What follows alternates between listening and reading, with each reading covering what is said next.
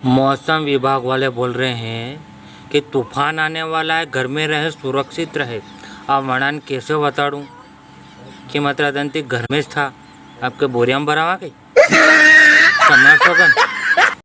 जब भी मैं प्यार के बारे में सोचता हूँ तो प्यार के कर्जे में डूबे लोगों का ख्याल आ जाता है। फिर मैं सोचता हूँ कि नहीं, प्यार नहीं करना। आज मौसम की हड़पड़ मुंडे से बड़ी बड़ी जानकारी सुनिए।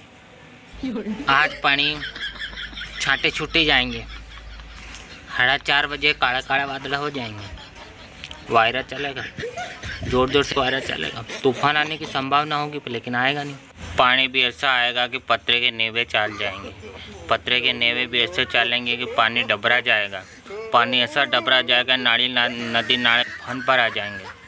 तब मर सका। काले काले वादरे को देखकर तड़के दीदे थे कि सिंतरे महिलाएं वापस समेट लेगी, लेकिन पानी आएगा नहीं, सिर्फ गोताड़ जाएगा, नहीं एक गाड़ी निकल जाएगा, बस छाटे छूटे आएंगे। नहीं जिधर पड़ेगा ना उधर हमा हिदायत पड़ेगा। गांव में पानी नहीं पड़े, माड़ में पानी पड़े, यो जमाना हो जो ना भी यो देखी रे। गांव में पानी पड़ी माड़ में पानी छोड़, माड़ में पानी पड़ी गांव में पानी छोड़, यो कायम वही रही के भगवान का।